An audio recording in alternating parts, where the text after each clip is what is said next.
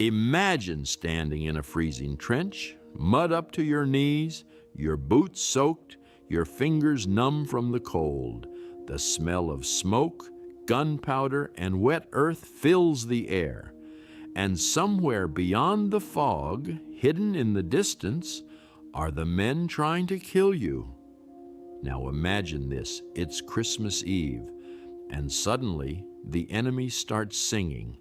This is the unbelievable story of the moment when World War I briefly stopped, when soldiers climbed out of their trenches without weapons, when enemies shook hands, shared food, exchanged gifts, and in one of the strangest moments in the history of war, they played football together. To understand how something like this could happen, we need to go back to the beginning of the war.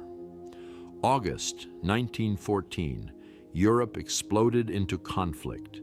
What began as a political crisis quickly turned into the largest war the world had ever seen. Countries mobilized millions of soldiers. Young men marched proudly through streets. Crowds cheered. Bands played patriotic music. Flags waved in the air. There was excitement, there was pride, and above all, there was confidence. Most people believed the war would be short, a few battles, a decisive victory, everyone home by Christmas. But the reality of modern warfare was very different. The armies of Europe collided across Belgium and northern France, and instead of quick victories, the war slowed down. Then it stopped moving altogether. Neither side could break through the other, so the soldiers did the only thing they could. They started digging deep into the earth, digging long defensive lines across the countryside, digging trenches.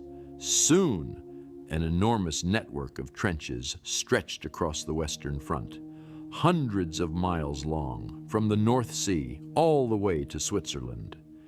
Inside these trenches, soldiers lived in conditions that were almost unimaginable: cold, wet, filthy. Rain constantly flooded the trenches. Mud swallowed boots. Sometimes soldiers slept standing up because there was no dry ground. Rats crawled everywhere, huge rats, some nearly the size of cats. They fed on scraps of food, and sometimes on the bodies of fallen soldiers. The smell inside the trenches was unbearable: rotting sandbags, wet uniforms, unwashed bodies, and death. Always death somewhere nearby. Between the opposing trenches lay a stretch of land known as no man's land. It was a barren wasteland, a torn landscape of mud, craters, and barbed wire. Tree stumps stood like broken skeletons. The ground was scarred by artillery explosions, and scattered across the field were the bodies of soldiers who had tried to cross it. Many had been lying there for weeks, sometimes months, because retrieving them meant almost certain death. At night, the battlefield became strangely quiet, and that's when soldiers noticed something unsettling. They could hear the enemy talking, laughing, coughing, sometimes even singing. In some places, the trenches were less than 50 meters apart, close enough to shout across, close enough to hear individual voices. Every day followed the same deadly routine. Before dawn, artillery bombardments shook the ground. Shells exploded across the trenches. Mud and debris rained from the sky. Snipers waited for movement. Machine guns were always ready. Even the smallest mistake could be fatal. Raising your head too high, standing up too quickly, lighting a cigarette in the wrong place, any of these could attract a bullet. And then came the most feared command a soldier could hear. Over the top, it meant climbing out of the trench, running straight into no man's land toward enemy machine guns. Soldiers carried heavy equipment, rifles, ammunition, packs, and sometimes nothing but hope. But most attacks ended the same way. Men cut down before reaching the enemy lines. Entire units wiped out in minutes. By the winter of 1914, the excitement of war had completely disappeared. The reality had set in. This was not going to end quickly. This was going to be long and brutal. Yet something strange began to happen along the trenches. Something the generals never expected. The soldiers started noticing something uncomfortable. The men on the other side looked just like them. Same muddy uniforms, same tired faces, same freezing breath in the winter air.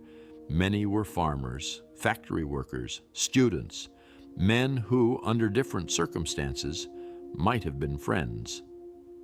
At first, it started with small moments. A soldier shouting across the trench, "Hey, German, stop shooting!" Sometimes the Germans shouted back, "You stop first." Sometimes insults were exchanged, sometimes jokes, and occasionally something surprising happened. Both sides simply stopped shooting for a while. These unofficial pauses became known among soldiers as live and let live.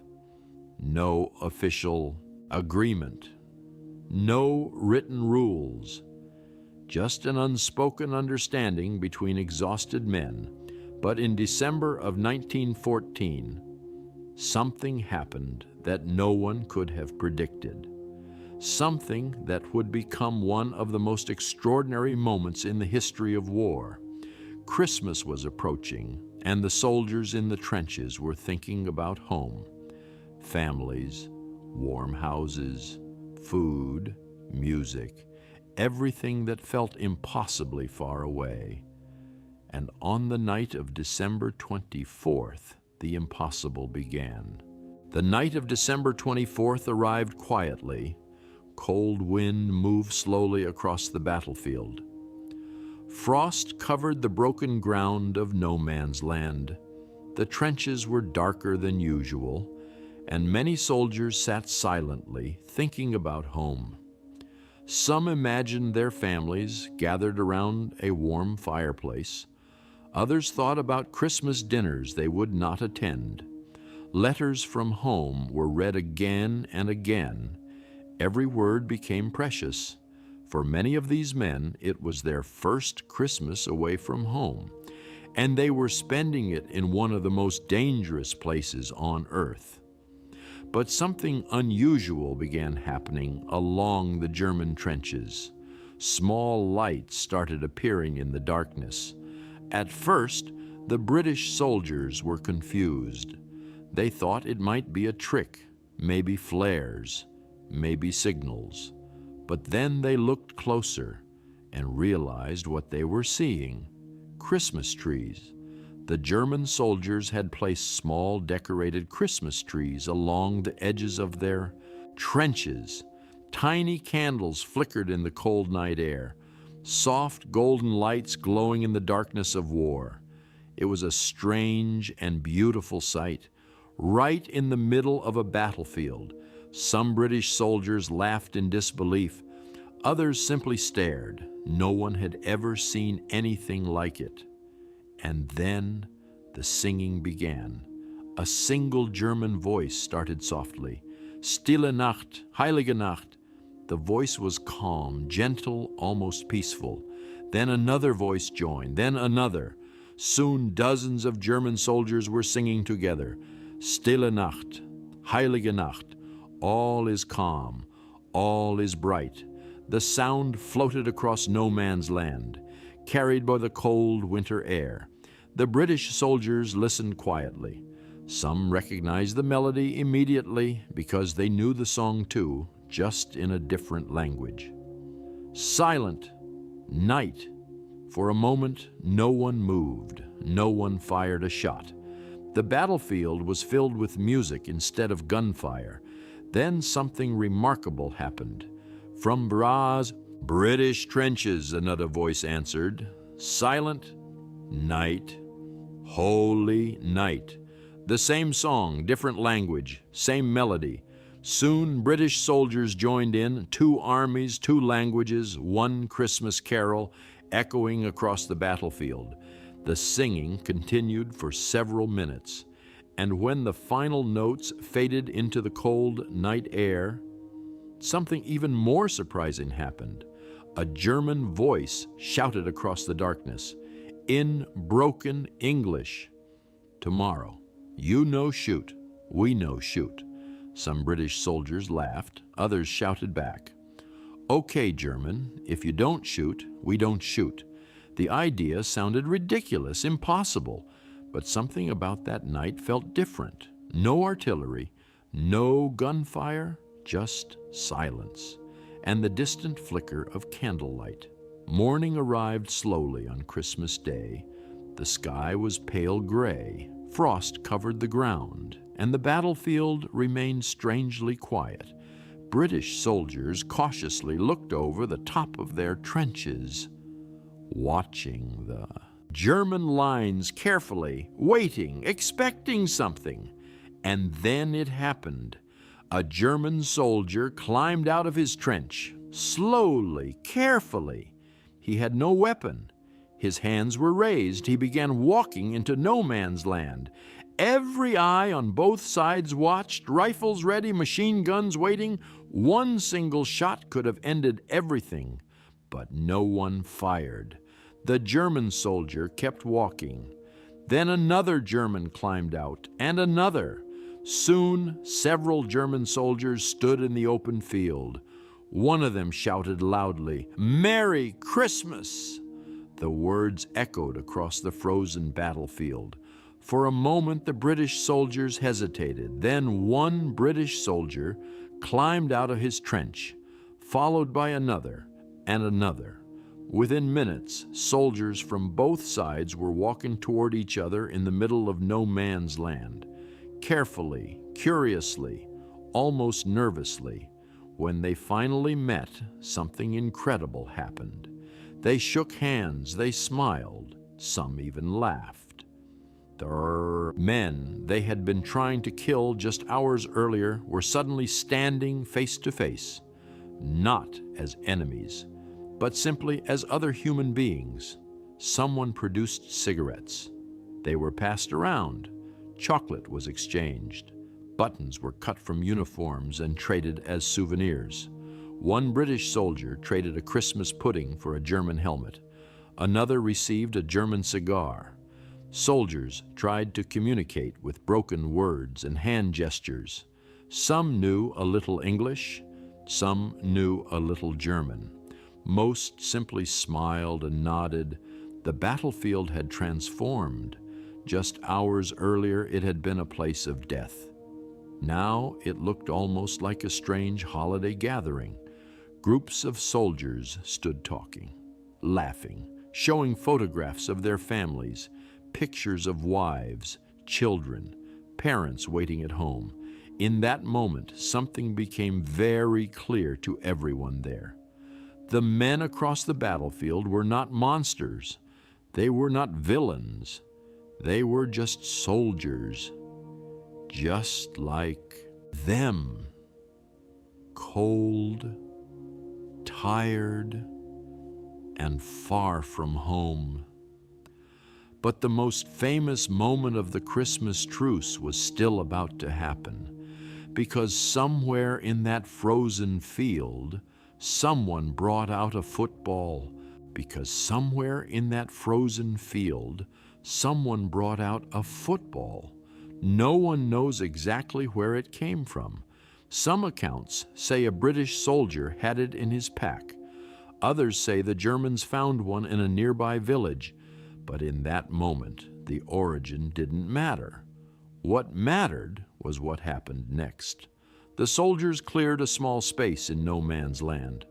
It wasn't a proper field. The ground was uneven, frozen mud, crater holes left by artillery, barbed wire scattered nearby, but none of that stopped them. Coats were placed on the ground to mark goalposts. Boots were used to draw rough boundaries, and within minutes, a football match began. British soldiers on one side, German soldiers on the other. There were no referees, no uniforms, no crowd in the traditional sense, just hundreds of soldiers watching and laughing around them, men who, just the day before, had been trying to kill each other, now cheering for a football match in the middle of a battlefield. The players slipped in the mud as they ran, heavy boots kicking the ball across the frozen ground.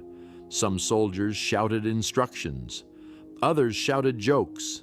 The sound of laughter echoed across no man's land, a sound almost never heard in that place. For a brief moment, the war disappeared. There were no trenches, no artillery, no enemies, just men playing a game, the same game millions of people loved back home. Football, a reminder of normal life, a reminder of everything the soldiers had left behind. Some accounts say the Germans won the match, 3-2. Other reports say the score was never recorded, because the truth is, the score didn't matter. The moment itself was what mattered. The simple act of playing together, of running across the same ground where bullets had flown just hours earlier. It was something nobody expected and something nobody would ever forget. The game didn't last very long, maybe 30 minutes, maybe less, but its meaning lasted far longer. Around the makeshift field, more soldiers gathered.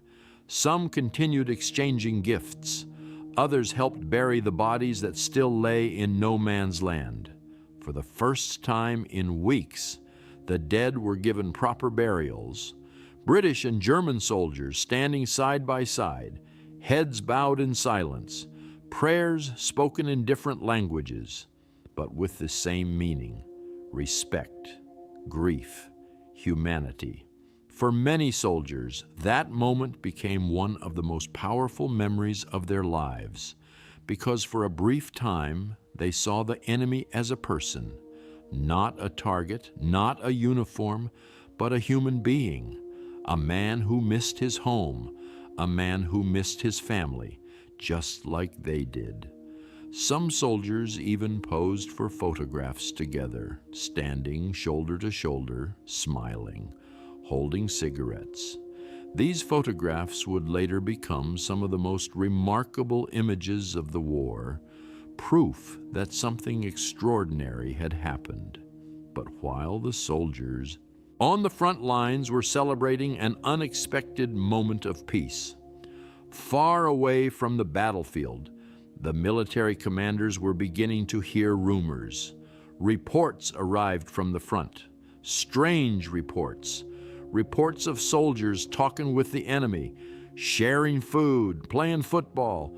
At first, many officers refused to believe it. It sounded impossible.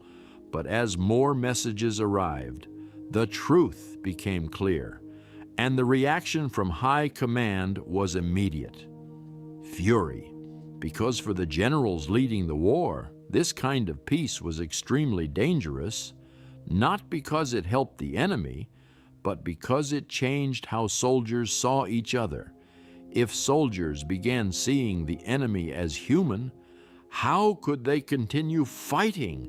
How could they charge across no man's land knowing the men on the other side were just like them?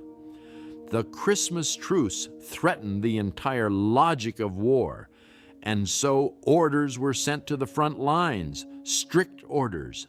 Fraternization with the enemy was forbidden. Any soldier approaching the opposing trenches could face punishment. Artillery bombardments were scheduled. Units would be rotated. Everything possible would be done to make sure this never happened again. But for the soldiers who had lived that moment, the memory could never be erased, because on that frozen Christmas morning in 1914, something incredible had happened. Enemies had become teammates, at least for a little while, For the soldiers who stood in no man's land that Christmas, the moment felt almost unreal. Just hours earlier, this same ground had been a place of fear, a place where stepping out of the trench could mean instant death. Now it had become something completely different, a place of conversation, of laughter, of shared humanity. Many soldiers later wrote letters home describing what they had witnessed. Their words reveal how extraordinary the moment truly was. One British soldier wrote to his family and said something that shocked many readers. He said he had spent Christmas Day talking and laughing with German soldiers, men he had been fighting just the day before. He described how they exchanged small gifts, cigarettes, food, buttons from their uniforms, and he wrote something that many people back home could hardly believe. He said the Germans were not the monsters they had imagined. They were simply ordinary men, tired, cold, and far away from their families. Another soldier described shaking hands with a German soldier who spoke a little English. They tried to talk about where they came from, about their homes, about their families. The conversation was simple, but the meaning was powerful, because in that moment, the war suddenly felt very strange. One soldier later wrote something that perfectly captured the feeling of that day. He said, "Just think of it. While people at home are celebrating Christmas peacefully, we are here shaking hands with the enemy." But the soldiers also understood something painful. They knew the truce would not last forever. One British soldier wrote in a letter that the man he had shaken hands with that day might be the same man he would have to shoot tomorrow. That thought stayed with many of them, because once you see someone as a human being, it becomes much harder to see them as an enemy. And that was exactly why the military leaders were so alarmed.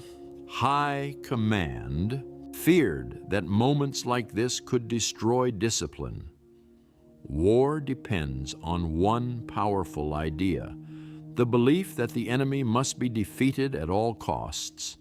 But the Christmas truce weakened that belief, because the soldiers had seen the truth for themselves. The enemy was not some distant villain. The enemy was a man who laughed at the same jokes, who missed his family, who wanted to survive, just like them. So the generals decided the truce had to end. Orders were sent down the chain of command. Strict orders: no more contact with the enemy, no more conversations across the trenches, no more shared moments in no man's land. If soldiers attempted to approach the enemy lines again, they could face serious punishment. In some sectors, artillery bombardments were deliberately increased. The noise of constant shelling made communication impossible. Units were rotated out of the trenches and replaced with new soldiers who had not experienced the truce. Everything possible was done to prevent another moment like Christmas Day.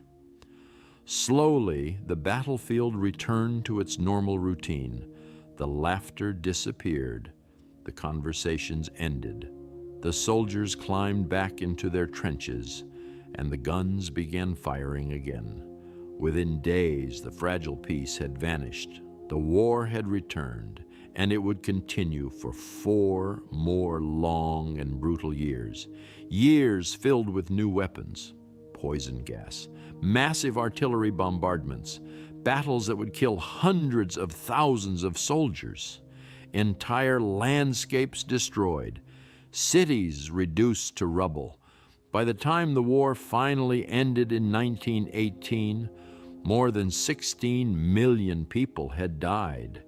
It was one of the deadliest conflicts in human history, and yet in the middle of that enormous tragedy, there was one moment that stood apart from everything else. One moment when ordinary soldiers chose something different. They chose peace, even if only for a single day, even if they knew it could not last. Because sometimes the most powerful acts in history are not orders from generals. They are simple choices made by ordinary people. And that Christmas morning in 1914, thousands of soldiers made the same choice. For a brief moment, they stopped being enemies. In the years after the war ended, the story of the Christmas Truce spread around the world. At first, many people found it hard to believe. The idea sounded almost impossible. Enemies meeting peacefully in the middle of a battlefield, sharing food, exchanging gifts, playing football together. But the evidence was undeniable. Letters from soldiers described the events in detail. Photographs showed British and German soldiers standing side by side.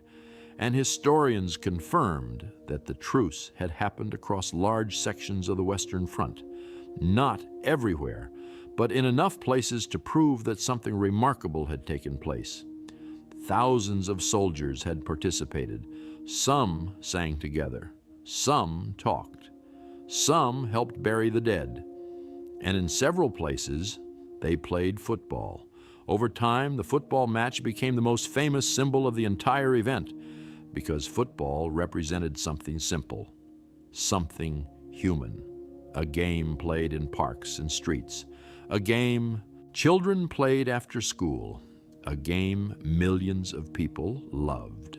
And for those soldiers, kicking a ball across the frozen mud of no man's land was more than just a game. It was a reminder of normal life, of home, of everything the war had taken away. For a few moments, the battlefield stopped being a battlefield. It became a place where laughter returned, where enemies became teammates, where humanity briefly defeated hatred. But moments like that are fragile, and the war quickly reminded everyone of its brutal reality. After 1914, military leaders worked hard to make sure another Christmas truce would never happen again. Orders became stricter. Discipline became harsher. Soldiers were warned that any attempt to approach the enemy would be punished. Artillery bombardments continued through the holidays in later years. The opportunity for peace was deliberately removed because the generals understood something important. If soldiers began seeing the enemy as human, war becomes much harder to fight. Yet, despite all those efforts, the story of the Christmas Truce survived. It survived in letters, in memories, in stories passed down from generation to generation. And today, more than 100 years later, people around the world still remember that moment, not because it ended the war. It didn't. The war continued for years, and millions more lives would be lost. But the Christmas truce reminds us of something powerful.